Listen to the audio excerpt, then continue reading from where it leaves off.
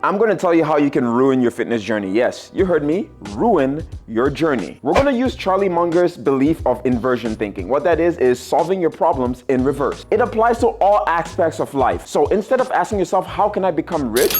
Ask yourself, how do I stay poor? We're gonna apply that to fitness. I'm gonna attempt to hack your brain into solving your own problems. Let's go. We're gonna start this thing off with never lift weights. Whatever your goal is, muscle gain, fat loss, don't pick up a weight at all. The reality is, weights are not poison. A lot of people seem to think that it stunts your growth, destroys your body and your bones, but you actually need it. When you lift weights, you're gonna be able to build muscle, increase your metabolism, and your everyday life gets easier. You're not gonna snap your back sitting up from a couch. And related to this, don't lift heavy because it makes you bulky. The amount of people that still believe this is just, oh my gosh. I wanna build lean, long muscle, so I'm just gonna go lightweight and high reps. Listen, you can't choose what type of muscle you build. Every muscle that you build is lean. And you're not gonna get big by accident. Picking up one weight is not gonna turn you into the Hulk. Only do cardio, do absolutely nothing else. Don't get me wrong, cardio is great to increase heart health, to improve endurance, stamina, to burn more calories. But if you only do cardio, you're gonna end up looking like a raisin because you're not actually building any muscle. There is a reason marathon runners look like stick figures. Always go super strict on your diet to lose weight. Cut carbs, cut fat,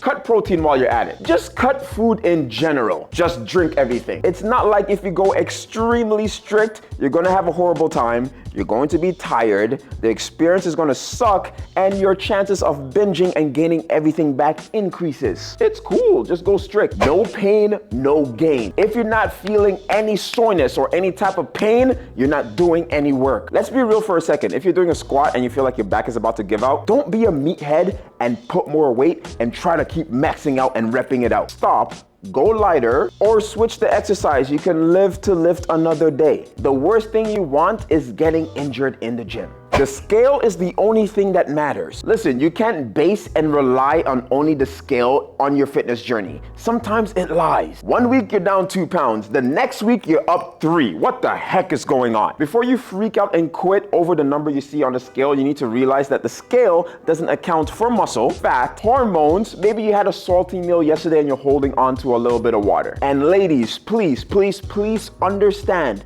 on your period, just ignore it. Don't look at it at all. You can also take body measurements like inches, your chest, your waist, your thighs, your hips, because eventually the scale stops moving, but you're still going to be losing fat. So you got to have all those other measurement tools to see that you're actually still making progress. Change programs every 2 weeks. Program hop. You gotta give your muscle variety because you gotta shock your muscles. Program hopping just leads to zero results. You dip your toes into every style of training. 1 week you do CrossFit, Pilates, yoga. You're trying so many things, you're not actually progressively overloading or giving your body a chance to adapt. Stick with one program, do it for a month, and adjust. Never stretch or do mobility. If you want to age quickly and get injured all the time, never stretch. I used to think that stretching and mobility were completely useless until I started playing professional basketball and my body couldn't handle the training load. My body didn't get better until I started stretching and mobilizing. And mobility is not just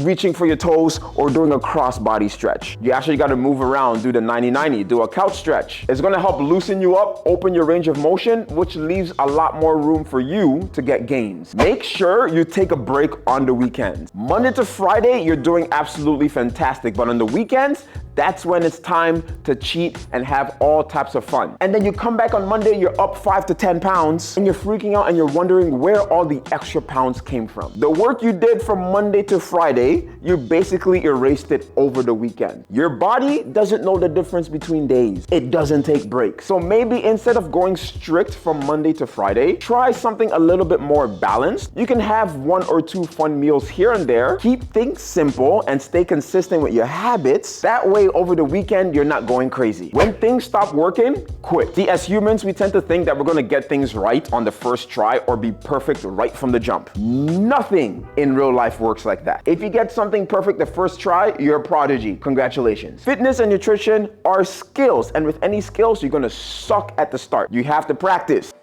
Practice? We're talking about practice, man. Keep things simple and break things down into small habits that you can repeat over time. That way you don't fall off the tracks. And if you do fall off track, you know exactly how to get yourself back. Buy fat burners and metabolism boosters. Anything that claims to help you burn fat or boost your metabolism, let me save you time and money. It's a lie. You lose fat by burning more than you eat. You don't need any metabolism boosters. Your metabolism's not broken. It didn't stop. Go lift heavy ass weights, get stronger in the gym, and move more. There. Fixed. Spot reduction, or trying to lose fat in a specific area. It's the same as the last point. Anyone that tells you that a specific exercise helps you lose fat in a specific area, let me save you time. Lie! You can't choose where you lose fat. You can choose where you build muscle, but fat loss ultimately depends on your genetics. Some people might lose fat in their face first. Some people lose in their bellies first. Stay consistent and just keep going until you get to the body fat percentage level that you want. And stop wasting your time trying to do 1,000 crunches every single day. Go hard from the jump, especially if you're a beginner or you've taken time off training. Listen, you don't have to go 110% right from the start. You're coming from never moving a muscle in your life, or you've just taken a long break. If you go too hard too soon, you're putting too much load on your body and your chances of getting injured increase. You also won't be able to recover properly and you'll be sore all the time. Take it easy. You can progress on a weekly or a monthly basis. Don't go crazy in the beginning. Avoid everything. Everything is bad for you. There's a trend on social media that's going on right now. You see all these people saying don't drink diet this, don't eat this vegetable, don't eat this protein. They're all toxic, they're poisonous, they're venomous. It's gonna kill you. Newsflash. If you drink too much water, it's going to kill you. Does that mean that you should stop drinking water? Let me hit you with a little bit of science. A lot of these studies are done in vitro. In vitro means they monitor certain chemicals in a dish about this big. Basically meaning the chemicals in Diet Pop or sparkling water. For you to see any toxic effects, you're gonna have to drink like 8,000 gallons of it in one day. And trust me, when you do that, the liquid is gonna kill you before the chemicals do. Keep it simple. Eat your protein, eat whole foods, eat your veggies and fiber. You can have fun in moderation, just don't go crazy with it. You keep it that simple and you'll have better results than 90% of people. That's it. Figure out which method works for you best and the method that you can stick to long term. Stop hopping around and hopping back and forth. You gotta play the long game. It's not a sprint, it's a marathon. This is chess. Got it?